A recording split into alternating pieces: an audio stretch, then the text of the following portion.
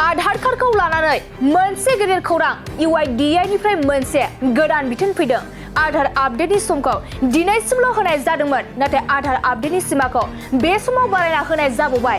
Aadhaar update खालामनायखौ 14 जुनसिमल' नङा, फैगौ 14 सेप्तेम्बरसिम समखौ बारायदों। UIDAI आ बे बिथोनखौ फोसावदों। नोंथाङा दासिमबो आधार कार्ड आपडेट खालामाखै नामा? जुदि नोंथाङा दासिमबो आधार कार्ड आपडेट खालामाखै, अब्ला नोंथाङा फैगौ 14 सेप्तेम्बरनि गेजेराव आपडेट खालामनानै लानो हागोन।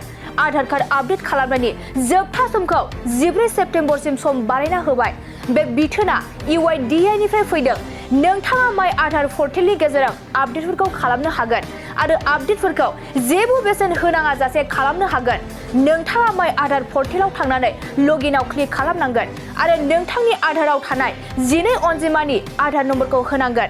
बेनि उनाव नोंथाङा केपचा क'डखौ होनो नांगोन आरो बेनि उनाव नोंथांनि आधारजों लिंक थानाय मबाइल नम्बराव मोनसे OTP फैगोन आरो बे OTPखौ नोंथाङा पर्टेलाव होनो नांगोन। बेफोरखौ खालामखांनायनि उनाव नोंथांनि आधार कार्ड आपडेट खालामनाया जाफुंगोन। मोनसे गोजोनथाव खौरां, BA सेथि सेमिस्टारनि थाखाय गसाइगावनि जारागुरि गबिन्द बसुमतारी कलेजाव मुं थिसननाय हाबाफारिया सोलिगासिनो दं।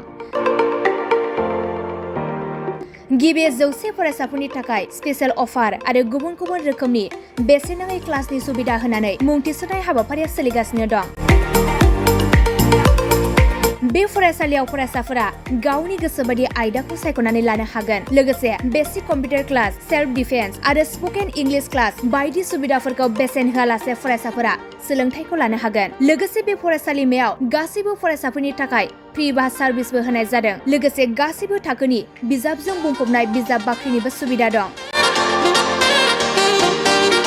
आरो बे खेबनिफ्राय एग्जाम सेन्टार हिसाबै फरायसाफोरा गावनिनो आंगो गबिन्द बसुमतारी फरायसालिमायावनो आनजाद होनो हागोन। बिनिखायनो गासैबो जौसिन फरायसालिनिफ्राय उथ्रिसारनाय फरायसाफोरखौ गबिन्द बसुमतारी फरायसालिमायाव खम बेसेनावनो एडमिसन लानानै गोबां सुबिदाफोरनि खाबु लानो हागोन। बांसिनै मिन्थिनो थाखाय 9101784754 70022 71929 97066808878 नम्बराव नोंथांमोना खौरां लानो हागोन।